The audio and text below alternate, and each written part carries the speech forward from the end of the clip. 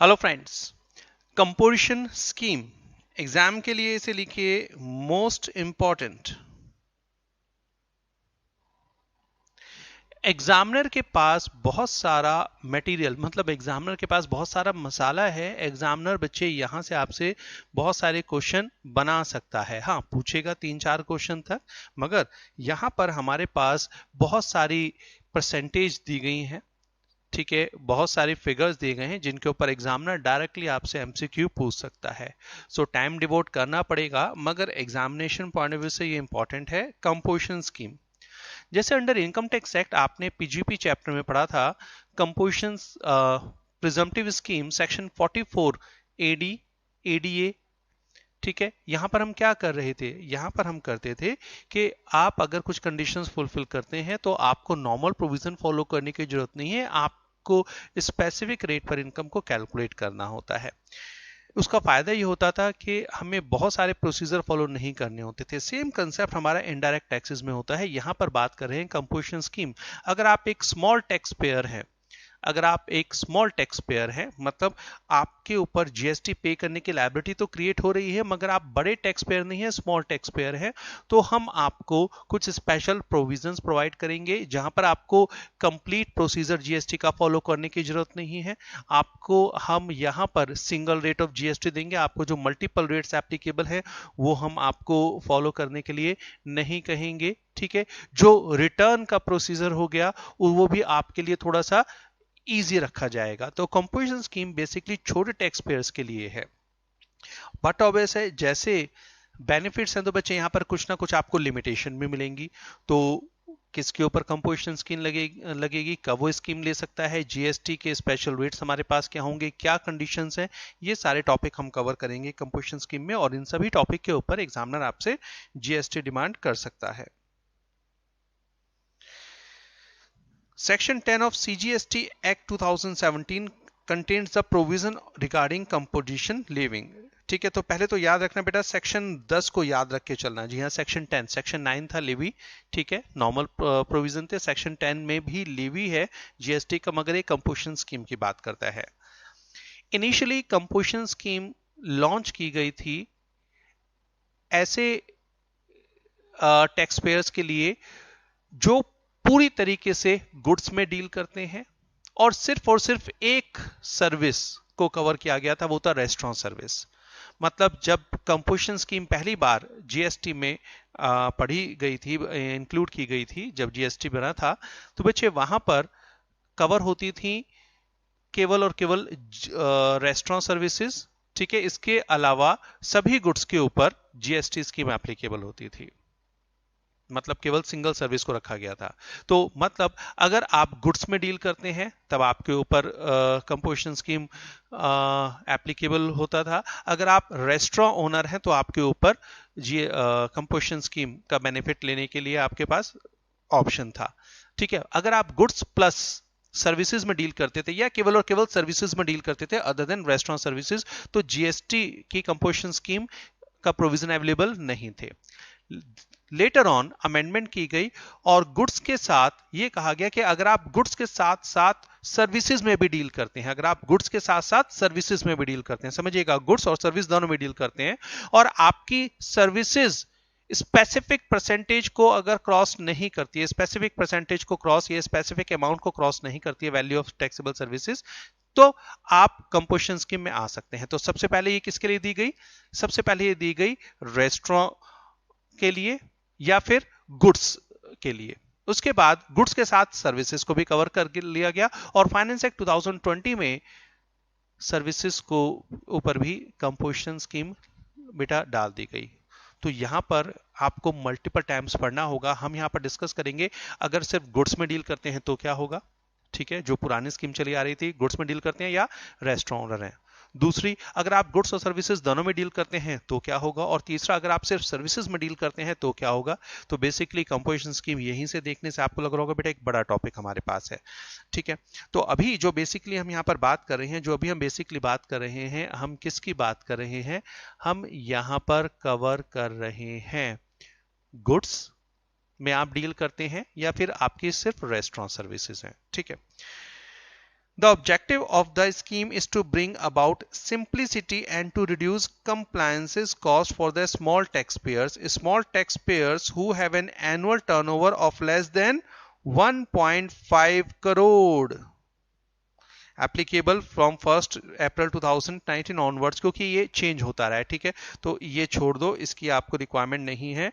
तो बेटा composition scheme ऐसे टैक्स पेयर के लिए निकाली गई हैं जिनका एनुअल टर्नओवर मतलब पूरे साल का टर्नओवर, ठीक है, इन preceding financial year, last financial year में, ठीक है, डज नॉट एक्सीड 1.5 करोड़। तो अगर किसी डीलर का, अगर किसी सप्लायर का टर्नओवर लास्ट फाइनेंशियल ईयर में 1.5 करोड़ या उससे कम था, तो वो करंट ईयर में कंपोजिशन स्कीम ले सकता है। इंपॉर्टेंट थिंग, अगर आप किसी पर्टिकुलर फाइनेंशियल ईयर में, अगर आप करंट फाइनेंशियल ईयर में कंपोजिशन स्कीम लेना चाहते हैं, तो उसके लिए करंट ईयर का टर्नओवर नहीं बेटा, लास्ट ईयर का टर्नओवर चेक करना पड़ेगा, ठीक है। इसका मतलब अगर मैं आपसे कहूं, मैं कहूं कि भाई मैं यहां पर कंपोजिशन स्कीम लेना चाहता हूं, तो बताओ मैं करंट ईयर में कंपोजिशन स्कीम ले सकता हूं या नहीं। तो इसके लिए मुझे बेटा, अगर ये मेरा करंट ईयर है, तो मुझे करंट ईयर नहीं लास्ट ईयर चेक करना पड़ेगा, ठीक है, लास्ट ईयर। तो आप किसी फाइनेंशियल ईयर की बात करें, तो अगर आप फाइनेंशियल ईयर 1920 में कंपोजिशन स्कीम लेना चाहते हैं, तो 18-19 का टर्नओवर चेक करना पड़ेगा। अगर आप फाइनेंशियल ईयर 2021 में कंपोजिशन स्कीम लेना चाहते हैं, तो फाइनेंशियल ईयर 1920 का आपको चेक करना पड़ेगा। अगर आप 21-22 में कंपोजिशन स्कीम लेना चाहते हैं, तो आपको फाइनेंशियल ईयर 2021 का टर्नओवर चेक करना होगा। तो टर्नओवर लास्ट ईयर का चेक करते हैं। तो अगर लास्ट ईयर का एग्रीगेट टर्नओवर 1.5 करोड़ को क्रॉस नहीं कर रहा था, तो करंट ईयर में कंपोजिशन स्कीम आप ले सकते हैं, ठीक है जी। ओके, तो इसके ऊपर एक एमसीक्यू आगे, are eligible to opt for composition scheme. अब एक चीज और बेटा, opt for this scheme, composition scheme is optional. आप कंपोजिशन स्कीम लेना चाहते हैं या नहीं लेना चाहते हैं, ये पूरी तरीके से आपका ऑप्शन है। मतलब सप्लायर जीएसटी के अंदर नॉर्मल स्कीम में नॉर्मल टैक्स पे करना चाहता है या वो कंपोजिशन स्कीम में जाना चाहता है, ये पूरी तरीके से उसका अपना डिसीजन है। डिपार्टमेंट इस पर किसी तरह का प्रेशर नहीं डाल सकता। तो स्कीम इज ऑप्शनल, ठीक है। फॉर द स्टेट्स नेमली, अभी एक और एमसीक्यू वाला पॉइंट है, for the states namely Arunachal Pradesh, Manipur, Meghalaya, Mizoram, Nagaland, Sikkim, Tripura, Uttarakhand, the aggregate turnover limit will be 75 lakh. देखो एक और क्वेश्चन बेटा समझो, अंडर जीएसटी 11 स्टेट्स ऐसी हैं जिन्हें स्पेशल कैटेगरी स्टेट में रखा गया है। 11 स्टेट्स ऐसी हैं जिन्हें स्पेशल कैटेगरी स्टेट्स में रखा गया है, जिसमें से 8 हैं अरुणाचल प्रदेश, मणिपुर, मेघालय, मिजोरम, नागालैंड, सिक्किम, त्रिपुरा, उत्तराखंड, और 3 स्टेट्स और हैं special category states. Total 11 states हैं, ठीक है, टोटल 11 स्टेट्स हैं। अब इस 11 में से 8 तो ये हैं, और जो बाकी 3 हैं उनके नाम मैं लिख देता हूं, जम्मू एंड कश्मीर, हिमाचल प्रदेश, आसाम। तो एक क्वेश्चन तो अपना ये तैयार करो, एक क्वेश्चन तो आपको बेटा ये तैयार करिए कि अंडर जीएसटी ऐसी कौन सी 11 स्टेट्स हैं जिन्हें स्पेशल कैटेगरी स्टेट में रखा गया है। देखिए जब हम बात कर रहे थे दैट अंडर जीएसटी हम कर रहे थे, तो हमने कहा था कि भाई 28 स्टेट्स और हमारे पास यूनियन टेरिटरीज हैं, ठीक है, 28 स्टेट्स हैं और 8 यूनियन टेरिटरीज हैं, जिसमें से 3 यूनियन टेरिटरीज के अपने लेजिस्लेचर है। तो 28 + 3 31 ऐसी स्टेट एंड यूनियन टेरिटरी जिनके ऊपर सीजीएसटी एक्ट लगता है। वो तो हो गई स्टेट्स की बात, states and union territory. In states and union territory में से 11 ऐसी स्टेट्स एंड यूनियन टेरिटरी हैं जिन्हें स्पेशल कैटेगरी की स्टेट कहा गया है। ठीक है, तो वो एक क्वेश्चन अलग था। अभी एक दूसरा क्वेश्चन है, total 28 state and 8 union territory, कुल मिलाकर कितनी हो गई? 28 प्लस 8 36। तो total 36 states plus union territory में से 11 ऐसी स्टेट्स एंड यूनियन टेरिटरी हैं बच्चे जिन्हें स्टेट ऑफ स्पेशल इंपॉर्टेंस कहा गया है। क्यों मैं एम्फेसाइज कर रहा हूं? अभी आने वाले लेक्चर्स में ये मल्टीपल टाइम्स आपको देखने के लिए मिलेगा। ठीक है, इन 11 में से 8 स्टेट कौन कौन सी हैं? ये हमारे पास है अरुणाचल प्रदेश, मणिपुर, मेघालय, मिजोरम, नागालैंड, सिक्किम, त्रिपुरा, उत्तराखंड। मोस्टली इसमें जो कवर हो रही है वो जो ईस्टर्न स्टेट्स हैं, ठीक है, स्टेट्स हैं, उन्हें कवर किया गया, नॉर्थ ईस्ट स्टेट्स को। ठीक है, तो ये 11 स्टेट में से 8 स्टेट ऐसी हैं जिनके ऊपर टर्नओवर की लिमिट है बेटा 75 लाख। हाँ, ये जो बाकी की 3 स्टेट्स हैं इनके ऊपर भी 1,50,00,000 रुपए की लिमिट है। तो 8 स्टेट के ऊपर अगर आप 8 स्टेट में काम करते हैं वहां पर आप कंपोजिशन स्कीम ले सकते हैं अगर लास्ट ईयर का टर्नओवर 75 लाख को क्रॉस नहीं करता। बाकी जितनी भी स्टेट्स हैं इंडिया में, यूनियन टेरिटरीज हैं, उसमें कंपोजिशन स्कीम लेने के लिए जो लास्ट ईयर का टर्नओवर चेक करना है, it should not exceed 1.5 crore. ठीक है, 2 क्वेश्चन हुए। तीसरा क्वेश्चन, बताओ टोटल 11 स्टेट्स के नाम जो जीएसटी में स्पेशल कैटेगरी स्टेट है। ठीक है, तो वो आपको याद रखना है। उस 8 में से केवल उस 11 में से केवल 8 के ऊपर 75 लाख का टर्नओवर है। ठीक है, तो who can take composition scheme? A dealer of goods whose turnover in last financial year does not exceed 1.5 crore, ठीक है, can apply for composition scheme. मगर 8 स्टेट्स ऐसी हैं जहां पर टर्नओवर की लिमिट 1.5 करोड़ नहीं 75 लाख है। ठीक है, चलो आगे। Now what is the meaning of aggregate turnover? बेटा ये लास्ट ईयर का जो एग्रीगेट टर्नओवर है निकालते कैसे हैं, ये बड़ा इंपॉर्टेंट है। इसमें टैक्सेबल सप्लाई के साथ टैक्स फ्री सप्लाई भी कवर होती है। The aggregate turnover would include value of all outward supplies. ध्यान रखिएगा, टैक्स केवल आपको जो जीएसटी है वो केवल टैक्सेबल सप्लाई पर पे करना होता है, मगर ये 1.5 करोड़ या 75 लाख की लिमिट चेक करने के लिए आपको टोटल टर्नओवर चाहिए जिसमें टैक्स फ्री टर्नओवर भी शामिल होगा। तो लास्ट ईयर की टैक्सेबल सप्लाईज लेनी है, लास्ट ईयर की एग्जेम्प्टेड सप्लाईज लेनी है। एग्जेम्प्टेड सप्लाईज में नील रेटेड सप्लाई भी होंगी और ऐसी सप्लाई भी होंगी जो जीएसटी में कवर है मगर नोटिफिकेशन के कारण उनको एग्जेम्प्ट रखा गया है।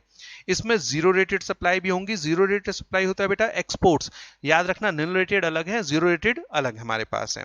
एंड इसमें इंटर स्टेट सप्लाई भी होंगी। इंटर स्टेट सप्लाई मतलब ऐसी सप्लाईज जो आपने दूसरी स्टेट में की है वो भी है। ठीक है, तो बेसिकली यहां पर तो हम बात कर रहे हैं, ये है इंट्रा स्टेट और ये क्या है हमारे पास, इंटर स्टेट।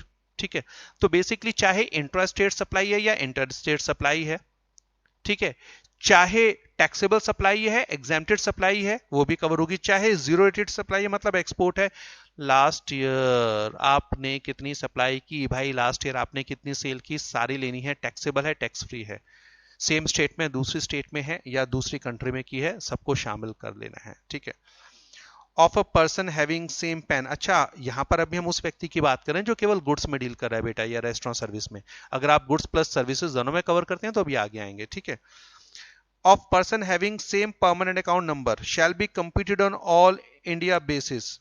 एक और इंपॉर्टेंट चीज, ये जो आपको सप्लाई निकालनी है बेटा, जो एग्रीगेट निकालना है, ये स्टेट वाइज नहीं निकालना, ये स्टेट वाइज नहीं निकालना। अगर आप एक से ज्यादा स्टेट में डील करते हैं, अगर आप एक से ज्यादा स्टेट में रजिस्टर्ड ऑफिस हैं, तो आपके परमानेंट अकाउंट नंबर के ऊपर जितने भी जीएसटी रजिस्ट्रेशन है उन सभी का टर्नओवर आपको ऐड करना होगा। ठीक है, टर्नओवर ऐड करना होगा।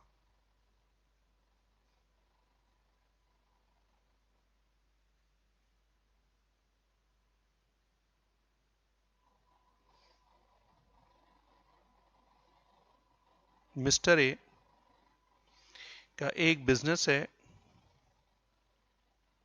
कहें एक फैक्ट्री है यूपी में, ठीक है, और दूसरी फैक्ट्री है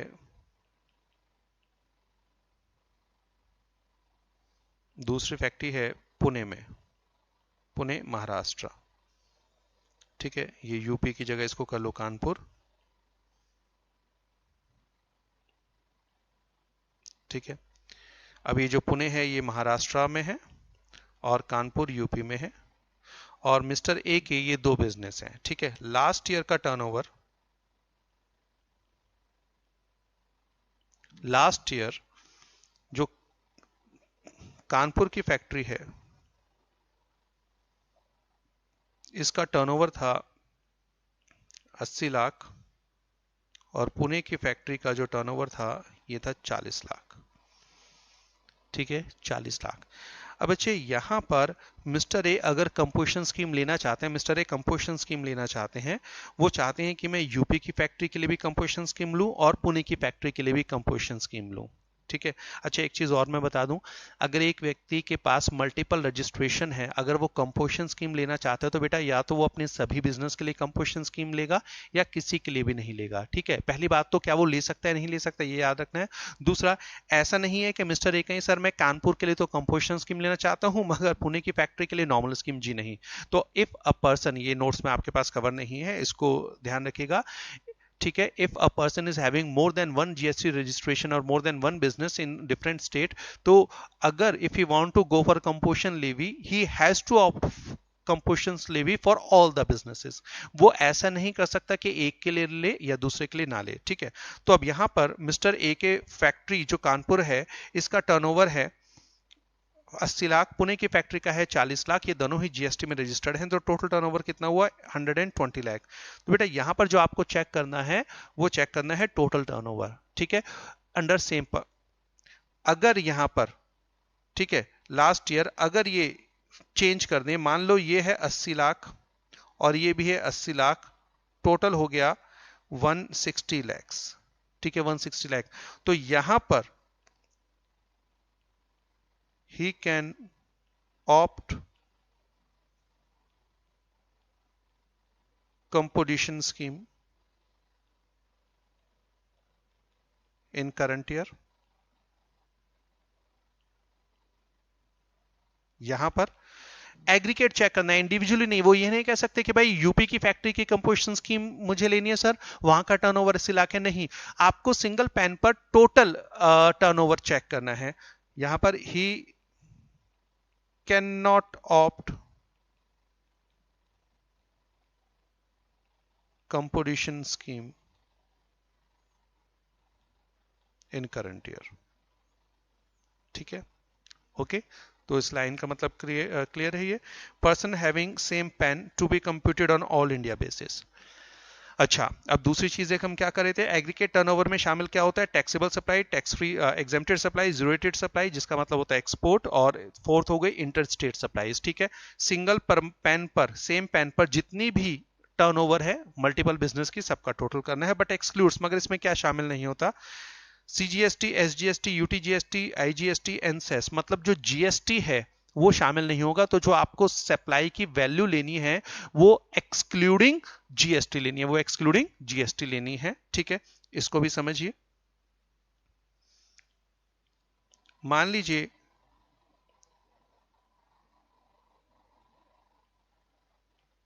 टैक्सेबल सप्लाई थी लास्ट ईयर, टैक्सेबल सप्लाई जो लास्ट ईयर की थी, ये नेक्स्ट एग्जांपल है, ये है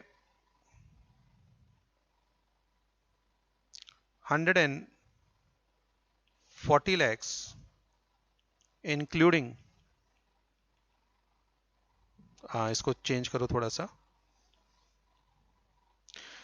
मिस्टर ए की लास्ट ईयर जो टैक्सेबल सप्लाई है ये है 120 lakhs प्लस 18% जीएसटी। ठीक है, 18% जीएसटी एंड एग्जेम्प्टेड सप्लाई है 40 लाख। अगर आप इसको टोटल निकालते हैं बच्चे तो ये आता है 120 मल्टीप्लाई 18%, ये अगर हम इसको टोटल करते हैं तो ये जो 18% आता है ये होता है 21.6 lakhs। और अगर हम टैक्सेबल सप्लाई निकालें इंक्लूडिंग जीएसटी तो बच्चे ये टोटल वैल्यू आती है 141.6 lakhs। अब अगर हम क्या करते हैं, अगर हम लेते हैं 141.6 lakhs प्लस 40 lakhs तो ये टोटल कितना हो जाता है। ये तो वैसे भी नहीं होगा, इसमें थोड़ा सा चेंज करो, एक मिनट, ये 40 हटाओ, ये 40 हटाओ, इसको करो बच्चे 20 lakhs। ठीक है, इसको 20 lakhs करो। तो अगर हम यहाँ पर लेते हैं 141.6 लाख प्लस 20 लाख तो इट बिकम्स 161.6 lakhs। ठीक है, मगर ये कैलकुलेशन गलत है, ये कैलकुलेशन गलत है। क्या कहा गया है कि जब आप टर्नओवर कैलकुलेट करोगे, एक्सक्लूड्स, इस एग्रीगेट टर्नओवर में क्या शामिल नहीं होगा, इस एग्रीगेट टर्नओवर में जो सप्लाई के ऊपर जीएसटी चार्ज किया है वो शामिल नहीं होगा। ठीक है, तो इसका मतलब हमें यहां पर क्या चाहिए बच्चे, हमें चाहिए 120। ठीक है, तो हमें जो टैक्सेबल सप्लाई की वैल्यू चाहिए वो एक्सक्लूडिंग जीएसटी चाहिए, तो जीएसटी शामिल नहीं करेंगे एग्रीगेट टर्नओवर निकालने के लिए। तो यहां पर ये होगा 120 plus 20 lakh equal to 140 lakhs। क्योंकि लास्ट ईयर एग्रीगेट टर्नओवर की वैल्यू 150 क्रॉस नहीं कर रही है, then he can go for composition scheme. तो एग्रीगेट टर्नओवर में क्या क्या शामिल होता है, इसके ऊपर एमसीक्यू बन सकता है। एग्रीगेट टर्नओवर में क्या शामिल होगा, taxable turnover, exempted turnover, taxable supply, exempted supply, zero rated supply मतलब export. Number 4 inter state supply. ठीक है, किस बेसिस पर, of a person having permanent account number, one permanent account number, same permanent account number on all India basis. ठीक है, but excludes, इसमें शामिल नहीं किया होगा ऑल जीएसटी। ठीक है, जीएसटी चाहे वो सीजीएसटी है, चाहे वो एसजीएसटी है, चाहे वो आईजीएसटी है, चाहे वो यूटीजीएसटी है या कंपनसेशन सेस है, वो एक्सक्लूड करेंगे। तो आपको जो वैल्यू चाहिए वो विदाउट जीएसटी चाहिए। और दूसरा, value of inward supplies on which tax is payable under reverse charge. देखिए, वैसे तो हम यहां पर बात कर रहे हैं, केवल आउटवर्ड सप्लाई लेनी है, बट रिवर्स चार्ज जब मैंने आपको समझाया था तो रिवर्स चार्ज का मतलब था ऐसा इनवर्ड सप्लाई जिसके ऊपर सप्लायर नहीं बायर को अपनी पॉकेट से टैक्स डायरेक्टली गवर्नमेंट को जमा कराना होता है। तो गवर्नमेंट कह रही है देखो भाई, यहां पर टैक्सेबल सप्लाई में केवल आउटवर्ड सप्लाई की बात कर रहे हैं, अगर आपने इनवर्ड सप्लाई ली है जिसके ऊपर रिवर्स चार्ज में आपको टैक्स पे करना था, रिवर्स चार्ज में टैक्स पे करना था, तो उसको शामिल मत करना, उसको शामिल मत करना। तो केवल आउटवर्ड सप्लाई लेनी है, इनवर्ड सप्लाई यहां पर नहीं लेनी है। ठीक है, वाई, क्योंकि बेटा जिसने सामान बेचा होगा ये उसके टर्नओवर का हिस्सा होगा। ठीक है, ये जो आपके लिए इनवर्ड सप्लाई है, जिस व्यक्ति के लिए आउटवर्ड सप्लाई थी, ये उसके टर्नओवर का हिस्सा है, आपके टर्नओवर का हिस्सा नहीं होता। तो याद रखिएगा, टर्नओवर निकालते हुए इनवर्ड सप्लाई जो रिवर्स चार्ज में कवर होती है वो आपके टर्नओवर में रेसिपेंट के लिए कवर नहीं होगी।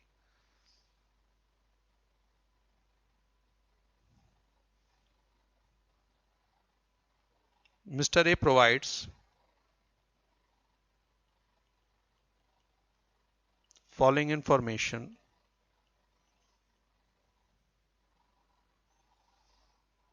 for last year.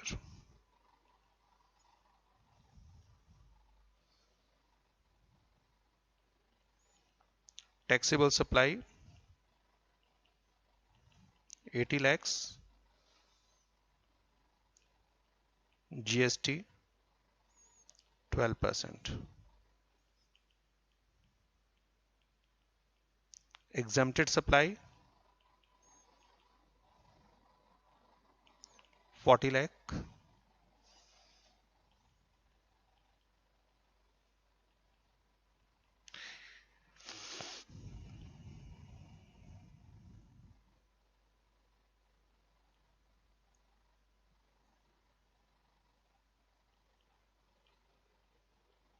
inward supply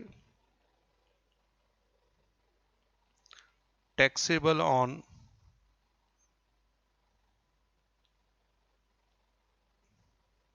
taxable under reverse charge,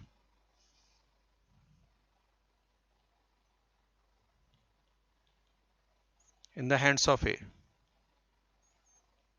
in the hands of A 35 lakh. ठीक है, अब आपसे पूछा जाए can he opt for, can he opt composition scheme?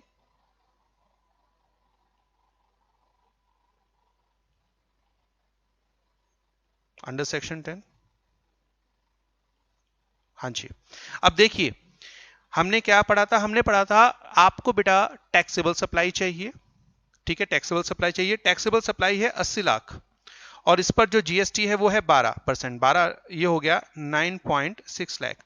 तो हमें चाहिए टैक्सेबल सप्लाई, मगर टैक्सेबल सप्लाई में आप जीएसटी को शामिल नहीं करेंगे तो हमें ये वाला अमाउंट नहीं चाहिए, हमें ये वाला अमाउंट चाहिए बेटा 80 lakh.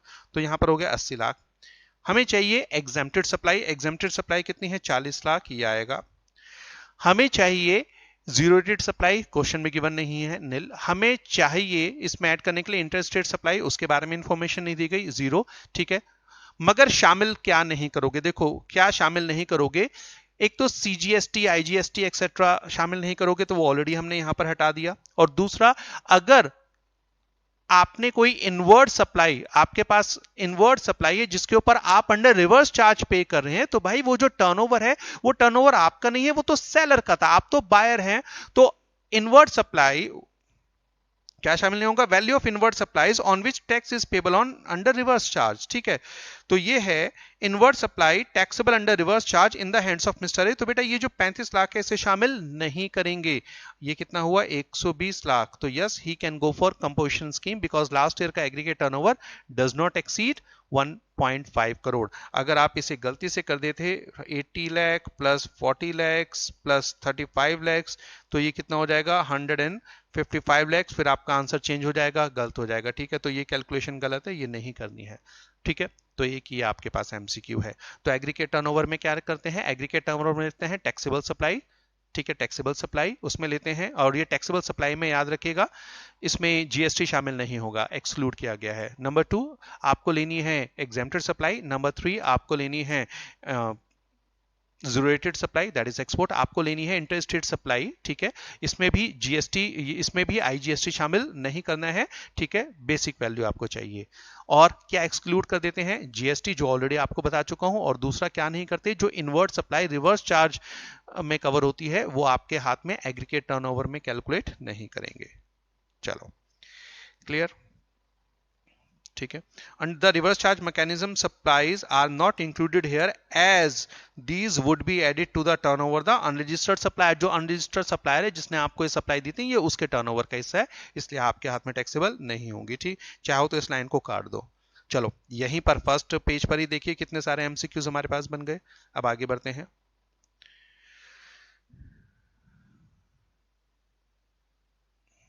Conditions and restrictions, conditions and restrictions, कौन कौन व्यक्ति कंपोजिशन स्कीम नहीं ले सकता, ठीक है। और अगर कंपोजिशन स्कीम लेते हो तो उस पर क्या कंडीशन है और क्या रिस्ट्रिक्शन है, आइए उसको देखते हैं। पहले पॉइंट नंबर 7 पढ़ो, पहले पॉइंट नंबर 7 पढ़ो। Following can not opt for composition levy. कुछ व्यक्ति हैं जो कंपोजिशन स्कीम नहीं ले सकते। नंबर 1, पहले बी पॉइंट पढ़ो, suppliers of goods which are not leviable to tax. मतलब ऐसे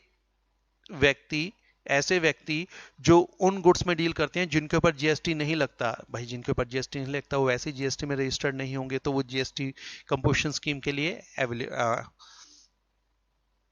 कंपोजिशन के लिए फिट नहीं है। दूसरा सप्लाई, ये इंपॉर्टेंट है, suppliers of interstate outward supplies of the goods, suppliers of interstate outward supplies of the goods. देखिए बहुत इंपॉर्टेंट है, जब आप एग्रीगेट टर्नओवर कर रहे थे तो एग्रीगेट टर्नओवर में पॉइंट आया था इंटरस्टेट सप्लाई अगर आपने की है लास्ट ईयर तो आप उसको भी एग्रीगेट टर्नओवर में शामिल करो। मगर अगर आप कंपोजिशन स्कीम में आना चाहते हैं तो सर आप इंटरस्टेट सप्लाई नहीं कर सकते। तो अगर आपने लास्ट ईयर इंटरस्टेट सप्लाई की थी, बट अगर आप इंटरस्टेट सप्लाई अब नहीं कर रहे तो आप कंपोजिशन स्कीम में आ सकते हैं। बट अगर आप कहते हैं सर मैं कंपोजिशन स्कीम ले रहा हूं मगर मैं अगले महीने फिर इंटरस्टेट सप्लाई करूंगा, तो सॉरी नहीं कर सकते।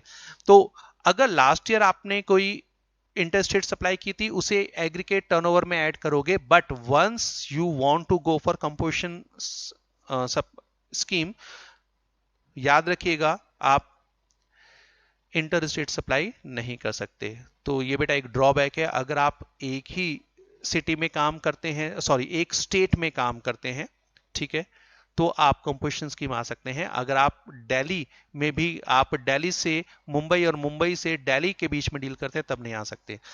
अब आप पूछेंगे सर एक बात बताओ, आपने तो यहाँ पर दो एग्जाम्पल दिया था जिसमें आपने कानपुर का एग्जाम्पल भी लिया था और पुणे का एग्जाम्पल भी लिया था, यस, मगर बेटा समझना ये जो कानपुर की फैक्ट्री है ये सप्लाई करती है इन यूपी ओनली, और पुणे की फैक्ट्री है ये सप्लाई करती है इन महाराष्ट्र ओनली, पुणे। ठीक है, देखो यहाँ कानपुर था मगर हमें स्टेट देखनी है यूपी, ये पुणे सिटी है, हमें तो स्टेट देखनी है महाराष्ट्र। तो भाई ये महाराष्ट्र की फैक्ट्री, ये पुणे की फैक्ट्री महाराष्ट्र में ही गुड सप्लाई करती है, महाराष्ट्र में ही बनाती है, महाराष्ट्र में बेचती है। ये कानपुर वाली फैक्ट्री कानपुर में बनाती है और पूरे यूपी में बेचती है। ठीक है, तो ये भी क्या है बेटा, ये भी है इंट्रा स्टेट और ये भी क्या है, intra state within the state. तो yes he can go for composition levy. But अगर एक व्यक्ति एक स्टेट से दूसरी स्टेट में डील कर रहा है तब वो कंपोजिशन स्कीम में फॉल नहीं करेगा, वो ऑप्ट नहीं कर सकता, याद रखिएगा। ठीक है, there is no restriction on composition supplier to receive interstate inward supply of goods as also to make interstate inward and outward supply of the service. बेटा एक तो ना इसको काट दो यहां से, क्योंकि हम सर्विसेज की तो बात ही नहीं कर रहे, तो थोड़ा सा ये कई बार गड़बड़ हो जाती है, काट दो, यहां तक करो। आप इंटरस्टेट, ठीक है, आप इंटरस्टेट आउटवर्ड सप्लाई नहीं कर सकते, आप दूसरी स्टेट से गुड्स रिसीव तो कर सकते हैं मगर दूसरी स्टेट्स में जो गुड्स हैं वो आप सप्लाई नहीं कर सकते। ठीक है, तो इसके वर्ड क्या था, supplier of interstate outward supply of the goods, person supplying goods through an electronic commerce operator, e-commerce operator who is required to collect tax at source under section 52। अगर आप फ्लिपकार्ट पर अपना प्रोडक्ट बेचते हैं, आप Amazon पर अपना प्रोडक्ट बेचते हैं, पेटीएम मॉल पर अपना प्रोडक्ट बेचते हैं, स्नैपडील पर अपना प्रोडक्ट बेचते हैं, इन शॉर्ट अगर आप किसी ई कॉमर्स ऑपरेटर के थ्रू अपना प्रोडक्ट बेचते हैं तब आप कंपोजिशन स्कीम नहीं ले सकते। अगर आप ऐसे ई कॉमर्स ऑपरेटर के थ्रू अपना प्रोडक्ट बेचते हैं जो सेक्शन 52 के टीसीएस प्रोविजन में कवर होता है, ठीक है, तो आप कंपोजिशन स्कीम में फॉल नहीं करते, आप उसे नहीं ले सकते। तो कौन कौन कंपोजिशन स्कीम नहीं ले सकता, जो नॉन जीएसटी गुड्स में डील कर रहा है, ठीक है, जो इंटरस्टेट आउटवर्ड सप्लाई कर रहा है, या जो पर्सन अपने प्रोडक्ट, अपने गुड्स को ई कॉमर्स प्लेटफॉर्म के थ्रू सेल कर रहा है। देन मैन्युफैक्चरर ऑफ आइसक्रीम, पान मसाला एंड टोबैको, मैन्युफैक्चरर के ऊपर स्कीम एप्लीकेबल है। बट अगर आप मैन्युफैक्चरर हैं किसके, आइसक्रीम के, अगर आप मैन्युफैक्चरर हैं पान मसाला के, अगर आप मैन्युफैक्चरर हैं टोबैको के, तो चाहे आपका टर्नओवर 1.5 करोड़ या 75 लाख को क्रॉस नहीं कर रहा, स्टिल आप कंपोजिशन स्कीम के लिए एलिजिबल नहीं है। Casual taxable person, casual taxable person क्या होता है आगे डिटेल में पढ़ेंगे। कैजुअल टैक्सेबल पर्सन का मतलब होता है बेटा जो टेम्परेरी पर्पस के लिए अपना रजिस्ट्रेशन कराता है। इसका एक एग्जांपल देता हूं, मान लीजिए एक डीलर है यूपी में, एक डीलर है यूपी में उसकी फैक्ट्री है।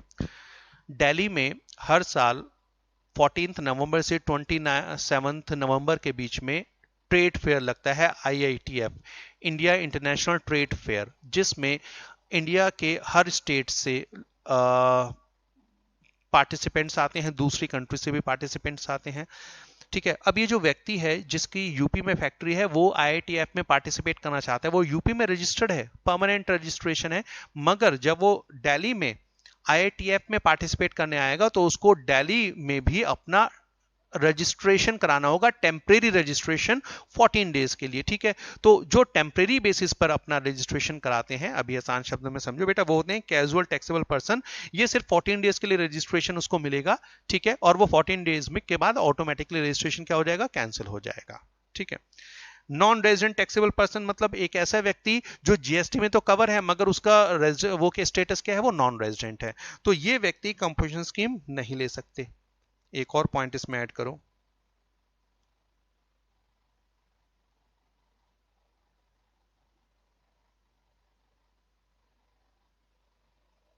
पर्सन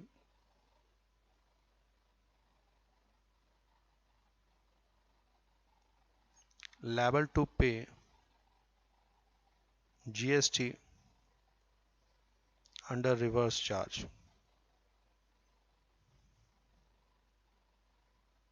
देखो बड़ी मजेदार चीज है, ये वाला पॉइंट क्या था? ये पॉइंट था अगर आप इंटर स्टेट सप्लाई करते हैं तो आप कंपोजिशन स्कीम में नहीं आ सकते, मगर एग्रीगेट टर्नओवर लास्ट ईयर का टर्न चेक करते हैं तो उसमें इंटर स्टेट सप्लाई लेनी है। मतलब लास्ट ईयर अगर आपने कोई इक्का दुक्का इंटर स्टेट सप्लाई की है उसको एग्रीगेट टर्नओवर में शामिल करो, मगर करंट ईयर में अगर आप कंपोजिशन स्कीम लेना चाहते हैं तो आप पूरे साल इंटर स्टेट सप्लाई नहीं कर सकते। ऐसे ही जी पॉइंट, अगर लास्ट ईयर आपने इनवर्स रिवर्स चार्ज में कोई आपने सप्लाई रिसीव की थी, आपने कोई इनवर्ट सप्लाई रिसीव की थी जो रिवर्स चार्ज में कवर थी, वहां पर वो एग्रीगेट टर्नओवर का हिस्सा नहीं होती, कोई इशू नहीं है। मगर करंट ईयर में आप कोई ऐसी सप्लाई रिसीव करते हैं जो रिवर्स चार्ज में कवर होती है, तब आप जीएसटी की कंपोजिशन स्कीम नहीं ले सकते। मतलब बेटा ये एक बड़े स्मॉल टैक्स पेयर के लिए है, ठीक है, आप स्मॉल टैक्स पेयर के लिए है जो सेम सिटी से जनरली परचेज करता है, सेम स्टेट में वो सेल कर देता है, सेम स्टेट से परचेज करता है, सेम स्टेट में वो सेल कर देता है, टर्नओवर एक पर्टिकुलर लिमिट को क्रॉस नहीं करता और वो रिवर्स चार्ज में कवर नहीं होता। ठीक है जी, चलिए। एंड सप्लायर ऑफ सर्विस के ऊपर ये स्कीम एप्लीकेबल नहीं होती क्योंकि ये गुड्स के ऊपर होती है, इसलिए नहीं पढ़ाया था, क्योंकि आने वाली स्कीम सप्लायर ऑफ सर्विसेज के ऊपर भी कवर होगी। ठीक है, तो ये कंपोजिशन स्कीम कौन कौन ले सकता है गुड्स की? कंपोजिशन स्कीम गुड्स की कौन कौन व्यक्ति नहीं ले सकता? जो सर्विस का सप्लायर हो, ठीक है, या जिसके गुड्स जीएसटी में कवर नहीं होते, या एक व्यक्ति जो दूसरी स्टेट में सप्लाई करता है, इंटर स्टेट सप्लाई करता है, या एक व्यक्ति जो ई कॉमर्स प्लेटफॉर्म के थ्रू अपना प्रोडक्ट सेल करता है, या मैन्युफैक्चरर जो आइसक्रीम, पान मसाले, टोबैको बनाता है, या casual taxable person, non resident taxable person, या पर्सन लायबल टू पे जीएसटी अंडर रिवर्स चार्ज। ये व्यक्ति हैं जो कंपोजिशन स्कीम नहीं ले सकते। समझिएगा, इसके ऊपर बेटा एमसीक्यू बन सकता है। ठीक है, नेक्स्ट इस अब क्या कंडीशन, अगर आप कंपोजिशन स्कीम ले रहे हैं तो आपके ऊपर क्या कंडीशन है इसको देखिएगा। Supplier who opts for composition levy can not raise tax invoice. पहले 2-3 पॉइंट पढ़ लीजिए फिर मैं समझाऊंगा। Therefore they need not collect any tax on supply. Hence recipient of such supplies cannot claim any input tax credit on supplies from such supply who have opted composition levy. देखिए, composition scheme का जो एक सबसे बड़ा drawback होता है, जो composition scheme opt करता है सप्लायर जब वो प्रोडक्ट बेचता है, तो वो टैक्स इनवॉइस रेज नहीं कर सकता। टैक्स इनवॉइस मस्ट होता है आईटीसी क्लेम करने के लिए, मगर इसका मतलब ये भी है कि क्योंकि वो टैक्स इनवॉइस रेज नहीं कर सकता, तो इसका मतलब बेटा वो जीएसटी भी चार्ज नहीं कर सकता सामने वाले से। वो सामने वाले से बेटा जीएसटी, ठीक है, वो जनरली वो नहीं लेता, वो टैक्स नहीं करता, तो उसके ऊपर एक छोटा सा टैक्स लगाना होता है। ठीक है, वो जो छोटा सा टैक्स लगाना होता है, और वो छोटा सा जो टैक्स होता है वो आगे पास ऑन नहीं कर सकता। ठीक है, वो पास ऑन नहीं कर सकता, तो सबसे इंपॉर्टेंट है therefore they need not collect tax on the supply, वो टैक्स इनवॉइस रेज नहीं कर सकते। ठीक है, और इसका वो आईटीसी पास ऑन नहीं कर सकते। This is most important and biggest drawback of the composition levy. वो टैक्स इनवॉइस रेज नहीं कर सकता, वो जीएसटी चार्ज नहीं कर सकता, ठीक है, और वो जीएसटी को पास ऑन नहीं कर सकता। तो कंपोजिशन डीलर तक जितना भी पीछे जीएसटी पे किया गया है, it become part of the cost, और जो व्यक्ति कंपोजिशन स्कीम डीलर के साथ डीलिंग कर रहा है वो उसका आईटीसी क्लेम नहीं कर सकता। इस तो जनरली कंपोजिशन स्कीम लेता कौन है बेटा? इन जनरल कंपोजिशन स्कीम लेता है एंड सेलर, वो सप्लायर देता है जो डायरेक्टली कंज्यूमर को प्रोडक्ट सेल कर रहा है, उसी को कंपोजिशन स्कीम लेने का फायदा है। अगर एक मैन्युफैक्चरर को जीएसटी स्कीम का फायदा तो है, देखो मैन्युफैक्चरर के ऊपर आगे पढ़ेंगे, जीएसटी कंपोजिशन स्कीम लेने का ऑप्शन है, मगर अगर मैन्युफैक्चरर कंपोजिशन स्कीम लेता भी है तो वो जितना भी उसका आईटीसी है जो उसने पे किया है वो उसको पास ऑन नहीं कर सकता, तो इसको ध्यान रखिएगा। ठीक है, तो इसका ड्रॉबैक क्या है, रिस्ट्रिक्शन कहें, कंपोजिशन स्कीम में जो डीलर है वो टैक्स इनवॉइस रेज नहीं कर सकता, वो टैक्स कलेक्ट नहीं कर सकता, ठीक है, और वो आईटीसी को पास ऑन नहीं कर सकता। Similarly even they themselves can not claim ITC on inward taxable supply, और ऐसे ही जब उन्होंने गुड्स परचेज किए थे उस पर जो उन्होंने इनपुट टैक्स पे किया था वो उसका क्रेडिट क्लेम नहीं कर सकते। तो बेटा यहां पर एक इंपॉर्टेंट चीज क्या है, supplier under composition scheme can not take ITC, can not pass ITC to buyer. तो खरीदते वक्त can not take ITC on inward supply, can not pass ITC to buyer on outward supply. तो भाई अगर मैं कंपोजिशन स्कीम का dealer हूं तो जब मैंने गुड्स परचेज किए थे या सर्विसेज परचेज की थी कंजम्पशन के लिए, उस पर मैंने जितना इनपुट टैक्स पे किया था मैं उसका क्रेडिट नहीं ले सकता, नुकसान। ठीक है, नुकसान। और जब मैं ये आगे बेचता हूं, मान लीजिए मैं आपको बेचता हूं, तो क्योंकि मैं आपको टैक्स इनवॉइस रेज नहीं कर सकता, ठीक है, तो जो इनपुट टैक्स इस प्रोडक्ट की कॉस्ट में शामिल है वो मैं आपको पास ऑन नहीं कर सकता। तो ये जितना भी मेरे पॉइंट तक जितना भी इस पे इनपुट टैक्स है वो become part of the cost, it become part of the cost, समझिएगा। तो if ITC can not be claimed it become part of the cost. ठीक है, हाँ फायदा है, अगर आप कंज्यूमर हैं तो मुझे फायदा होगा, क्यों? क्योंकि जनरली हो सकता है मैं आपसे 18% का रेट चार्ज करता हूं, बट अगर मैं ITC में, अगर मैं कंपोजिशन स्कीम में फॉल करूंगा तो इसमें जो रेट होता है जनरली वो 1% होता है या 5% होता है, यहां पर बहुत छोटा रेट दिया गया है। ठीक है, next, a person opting for scheme shall mention on invoice issued that he has opted for the scheme। जब कंपोजिशन स्कीम में कोई डीलर फॉल करता है, ठीक है, तो उन्हें उनके इनवॉइस पर साफ साफ लिखा होता है। I remember once I have checked bill taken from Baskin Robbins, शायद यही नाम है, ठीक है, बेस्कन रॉबिन्स BR, उनसे आइसक्रीम ली थी और उनके इनवॉइस पर ऊपर बिल्कुल हाईलाइटेड था। आप अगर कभी चाहें तो जरूर लेकर देखिएगा, अगर बिल लेते हैं तो उसको जरूर चेक कीजिएगा। ठीक है, जो बेस्कन रॉबिन्स वाला अगर आपके एरिया में है, ठीक है, अगर उसने इस कंपोजिशन स्कीम ली हुई है, ठीक है, तो वहां पर अगर आप बिल लेते हैं या किसी भी दूसरे व्यक्ति से बिल लेते हैं तो एक बार बिल पर जरूर देखिएगा क्या वहां पर लिखा है कंपोजिशन स्कीम।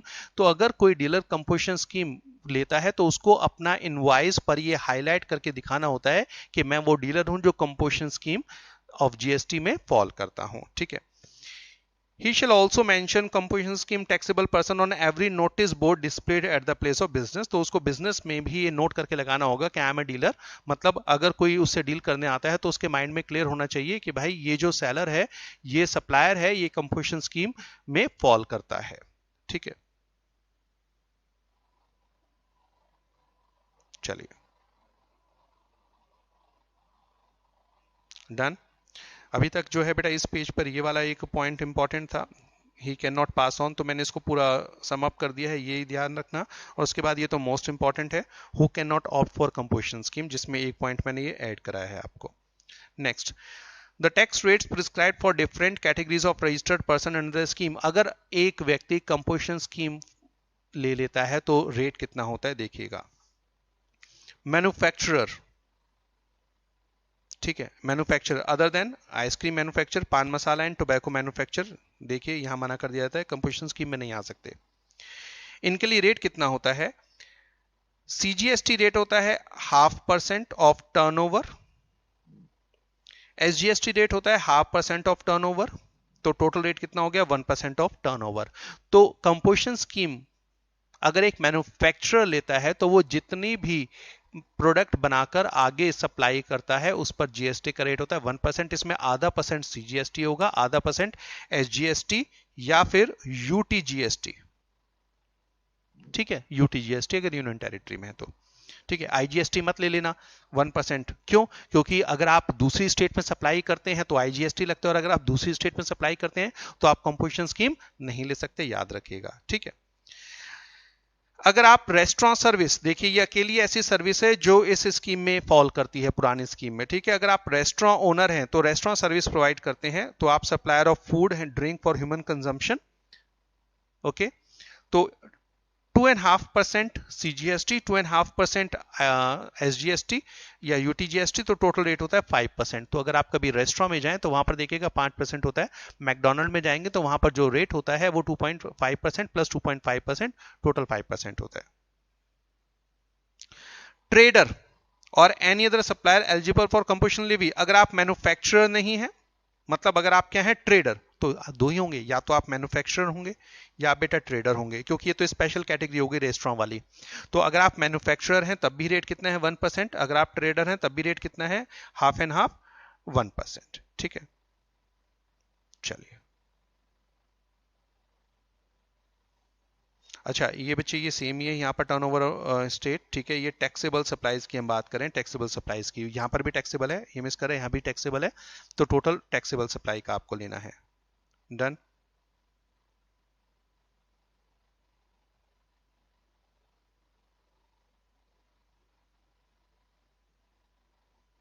हाँ सॉरी, ये अमेंडमेंट हो गई थी, सॉरी सॉरी बच्चे, इसको ध्यान रखिएगा, ये अमेंडमेंट थी ये। ठीक है, ये अमेंडमेंट इतनी जबरदस्त बार बार होती रहती हैं, कंफ्यूजन हो जाता है। ये लाइन बाद में ऐड की गई थी, taxable turnover, taxable supplies. Manufacturer के केस में ध्यान रखना, मैन्युफैक्चरर के केस में, अब ये एक बड़ा इंपॉर्टेंट है, मैन्युफैक्चरर अगर कंपोजिशन स्कीम में फॉल करता है, चाहे वो टैक्सेबल सप्लाई करे या एग्जेम्प्टेड सप्लाई करे, टोटल टर्नओवर पर उसको जीएसटी पे करना है ऑफ टर्नओवर। मगर ट्रेडर को जो पे करना है बेटा, ये ट्रेडर को पे करना है taxable turnover.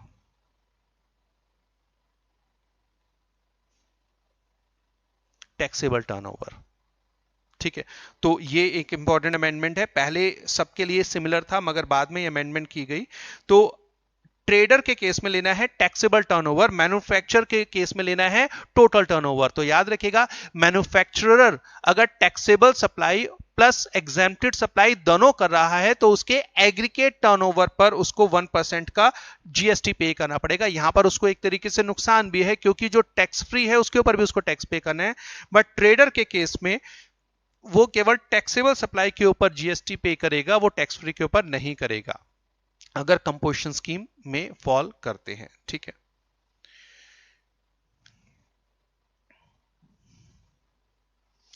turnover in case of trader has been defined as turnover of taxable supplies of goods and services.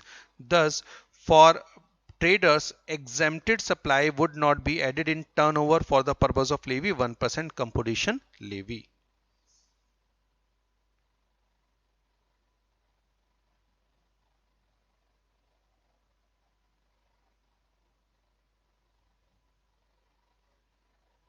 ये एग्जाम्पल दे रहा हूं, बहुत बढ़िया रहेगा, इसमें मल्टीपल पॉइंट्स हम कवर करेंगे।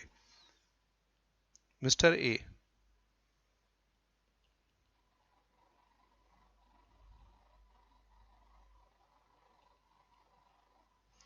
मिस्टर ए की फैक्ट्री है, मिस्टर ए की फैक्ट्री है,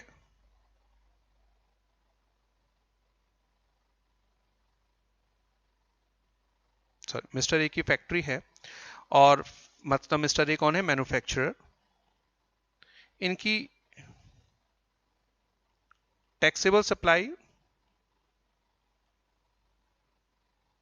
50 lakh, exempted supply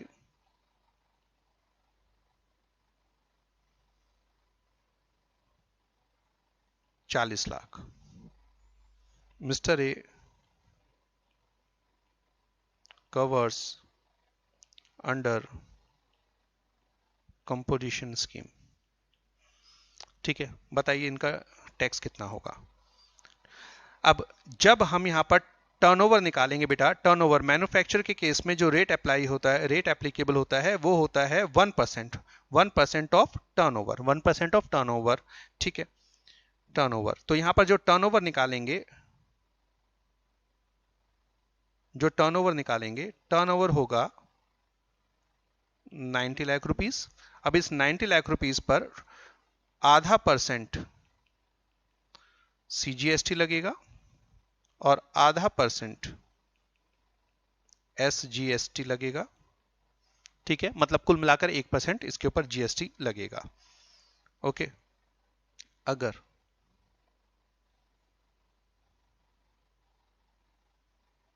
what if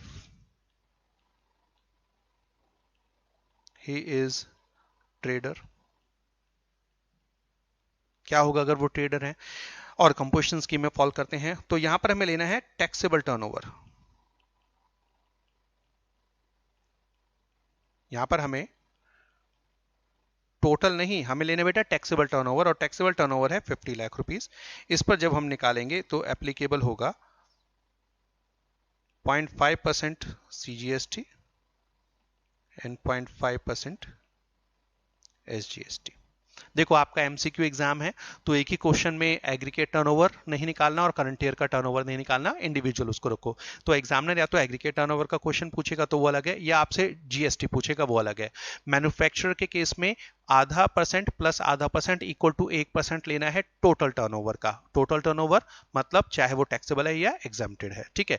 वो इंटर स्टेट नहीं कर सकता, वो एक्सपोर्ट नहीं कर सकता। तो वो जो भी लोकल सेल कर रहा है, लोकल स्टेट में सेल कर रहा है, चाहे वो टैक्सेबल है या एग्जेम्प्टेड है, उसका टोटल लेना है। बट अगर वो ट्रेडर है, ट्रेडर के केस में केवल टैक्सेबल लेना है, एग्जेम्प्टेड के ऊपर वो कंपोजिशन स्कीम में भी जीएसटी पे नहीं करेगा। और जो रेस्टोरेंट ओनर है, अगर रेस्टोरेंट ले रहा है तो रेस्टोरेंट जितनी भी सर्विस प्रोवाइड कर रहा है, ठीक है, रेस्टोरेंट सर्विसेज चाहे वो टैक्सेबल है या एग्जेम्प्टेड होती है, वो टोटल के ऊपर पे करना है।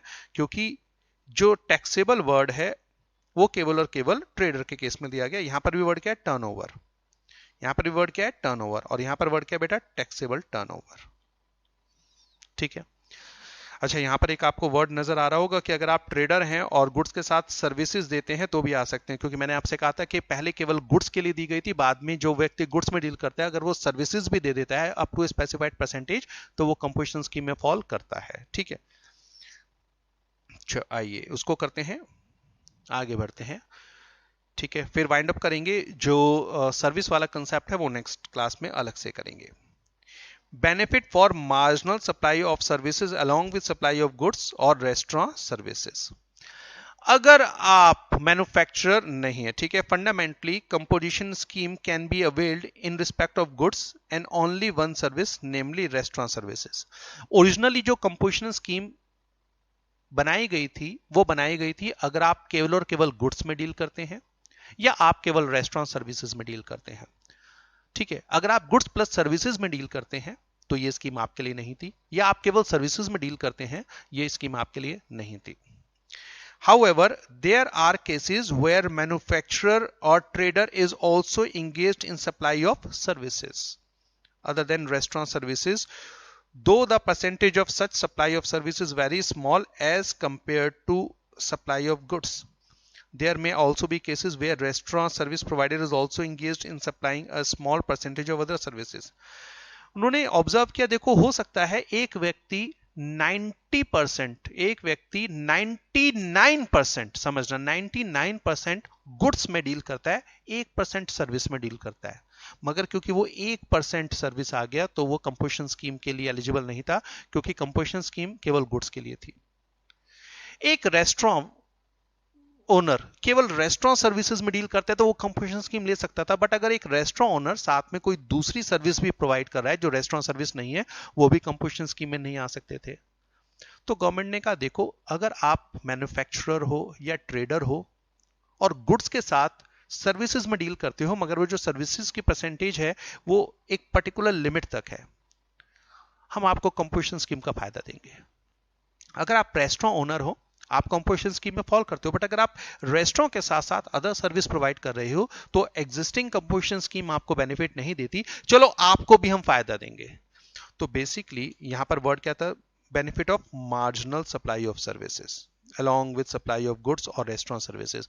आप अगर गुड्स में डील करते हो या रेस्टोरेंट सर्विसेज में डील करते हो, आप गुड्स के साथ कुछ सर्विसेज दे रहे हो या रेस्टोरेंट सर्विसेज के साथ कोई अदर सर्विसेज दे रहे हो जिसका अमाउंट या परसेंटेज एक लिमिट को क्रॉस नहीं करता, तब भी आप कंपोजिशन स्कीम के लिए एलिजिबल हैं। With a view to enable such taxpayer to avail the benefit of composition scheme, second proviso to section 10 subsection 1 permits marginal supply of goods other than restaurant services for specified value along with, ठीक है, restaurant services छोड़कर, क्योंकि अगर आप restaurant service में deal करते हैं फिर तो आपके लिए अवेलेबल है, ठीक है, along with supply of goods and or restaurant services as the case may be, this specified value is value not exceeding। बेटा ये सिर्फ पढ़ने के लिए था, इसको याद नहीं रखना है, ठीक है। तो अब आपको याद क्या रखना है, along with goods, मैन्युफैक्चरर कुछ सर्विसेज भी दे सकता है, ट्रेडर गुड्स के साथ कुछ सर्विसेज भी दे सकता है, और रेस्टोरेंट ओनर रेस्टोरेंट सर्विसेज के साथ कुछ दूसरी सर्विसेज भी दे सकता है। अब वो दूसरी सर्विसेज या गुड्स के साथ सर्विसेज की वैल्यू कितनी होनी चाहिए, यहां पर देखिए, the specified value is value not exceeding, ये इंपॉर्टेंट है formula, 10% of turnover in state और union territory in preceding financial year. जो लास्ट ईयर का आपका टर्नओवर है, ठीक है, आपकी अपनी स्टेट या यूनियन टेरिटरी में इंट्रा स्टेट जो टर्नओवर था उसका 10% टोटल टर्नओवर का, ठीक है, या 5 लाख रुपए, whichever is higher, whichever is higher, higher मतलब कम से कम 5 लाख रुपए तक की सर्विस तो दे सकते हो, हायर है ना, लोअर नहीं है, ठीक है, विच एवर इज हायर। तो बच्चे कम से कम 5 लाख रुपए की सर्विसेज आप करंट ईयर में दे सकते हैं, कोई दिक्कत नहीं है, ठीक है। अगर लास्ट ईयर का टर्नओवर आपका 80 लाख, मान लीजिए लास्ट ईयर का टर्नओवर आपका 60 लाख है, तो 60 लाख का 10% 6 लाख और 5 लाख में एवरेज आयर, आप 6 लाख रुपए की सर्विसेज दे सकते हो करंट ईयर में। अगर आपका लास्ट ईयर का टर्नओवर 1.2 करोड़ था, तो 1.2 करोड़ का 10% हो गया 12 लाख, तो 12 लाख और 5 लाख आप विच एवरेज हायर 12 लाख रुपए तक की सर्विसेज दे सकते हो। तो आप गुड्स के साथ कितनी सर्विसेज दे सकते हैं, गुड्स के साथ कितनी वैल्यू की सर्विस दे सकते हैं, वो निकालने का ये फॉर्मूला है। For example, Ram is engaged in supply of goods. His aggregate turnover in preceding financial year is 80 lakh. Since his aggregate turnover in preceding financial year does not exceed 1.5 crore, he is eligible for composition scheme in current financial year। ये पहला part हुआ। राम का last year का aggregate turnover 80 lakh रुपए था, क्या वो current year में कंपोजिशन स्कीम ले सकता है? Answer is yes, because turnover of last year does not exceed 1.5 crore. Further, in current financial year he can supply service other than restaurant services up to value not exceeding 10% of 80 lakh, that is 8 lakh or 5 lakh, whichever is higher। तो बेटा वो 8 लाख रुपए तक की, whichever is higher, 8 lakh रुपए तक की वो सर्विसेज दे सकता है। Thus he can supply services up to a value of 8 lakh in current financial year। If value of service supplied exceed 8 lakh, he becomes ineligible to composition scheme and has to opt out for the composition scheme। अगर 8 लाख रुपए से ज्यादा की current year में वो services दे देता है तो वो इस कंपोजिशन स्कीम से इमीडिएटली बाहर हो जाएगा और वो नॉर्मल स्कीम में आ जाएगा।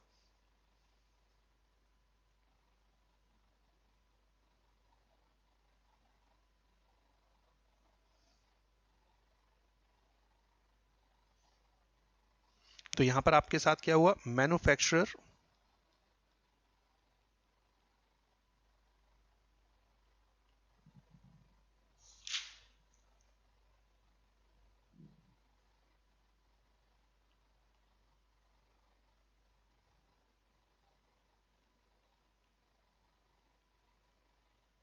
मैन्युफैक्चरर गुड्स के साथ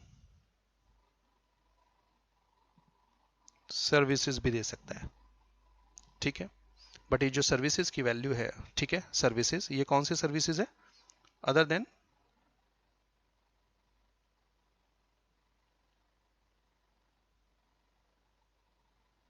restaurant, other than restaurant services, ठीक है। ट्रेडर भी गुड्स के साथ सर्विसेज दे सकता है, कौन सी, other than restaurant services. And restaurant owner services,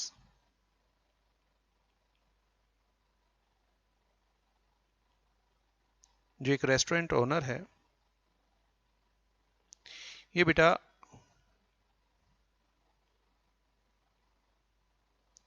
restaurant services के साथ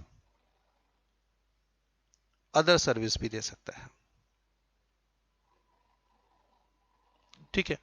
तो मैन्युफैक्चरर गुड्स के साथ सर्विसेज दे सकता है other than restaurant, trader goods के साथ सर्विसेज दे सकता है अदर देन रेस्टोरेंट, और रेस्टोरेंट ओनर रेस्टोरेंट सर्विसेज के साथ अदर सर्विसेज भी दे सकता है। बट थिंग इज, ये जो सर्विस है, ये जो सर्विस है बेटा, ये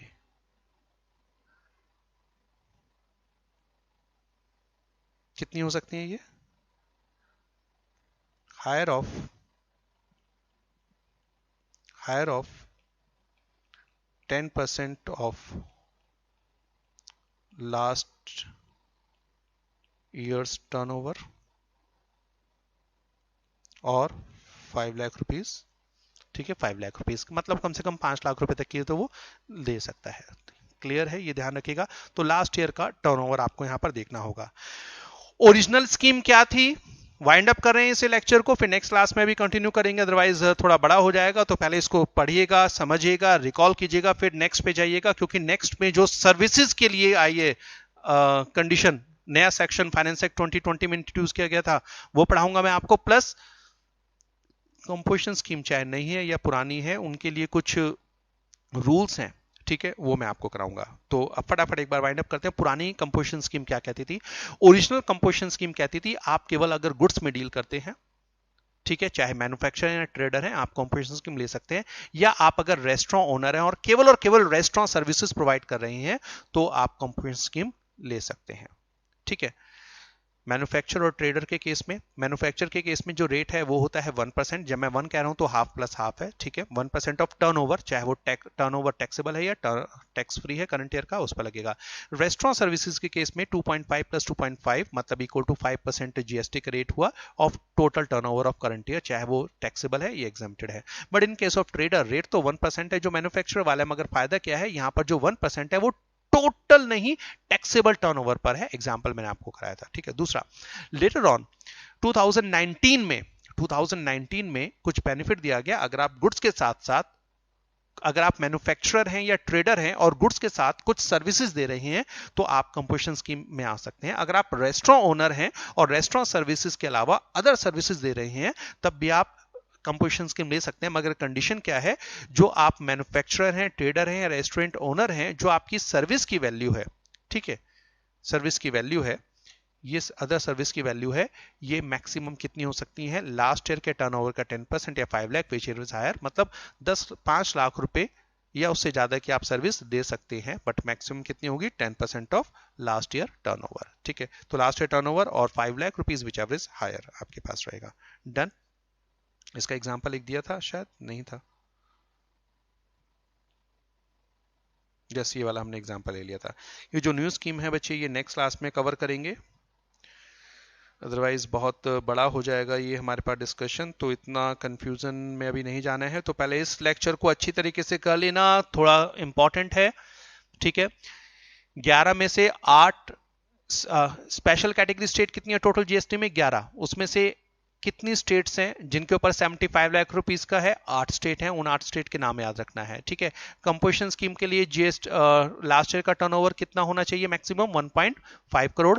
8 स्टेट्स में 75 लाख। जीएसटी का रेट मैन्युफैक्चरर के केस में 1%, रेस्टोरेंट के केस में 5%, ट्रेडर के केस में 1%। बट याद रखिएगा, ट्रेडर के केस में टैक्सेबल टर्नओवर के ऊपर ये लगेगा। Aggregate turnover of last year अगर निकालना है तो वो कैसे निकालते हैं, उसमें होता है टैक्सेबल सप्लाई, ठीक है, taxable supply plus exempted supply plus zero rate supply plus interstate supply. But उसमें शामिल क्या नहीं होता, जो सप्लाई है उसका जीएसटी शामिल नहीं होगा, और इसमें supply taxable under reverse charge वो शामिल नहीं होती है। और अगर एक से ज्यादा रजिस्ट्रेशन है तो उन सभी रजिस्ट्रेशन जो सेम पैन में है उसका एग्रीगेट चेक करना है।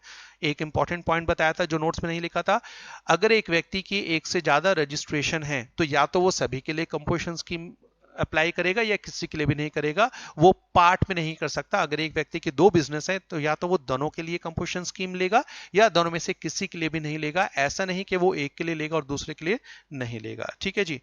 और इंपॉर्टेंट कौन कौन व्यक्ति हैं जो जीएसटी की कंपोजिशन स्कीम नहीं ले सकते, तो उसकी एक लिस्ट हमने यहां पर कवर की थी, ठीक है, ये वाली, इसके ऊपर आपका क्वेश्चन बन सकता है।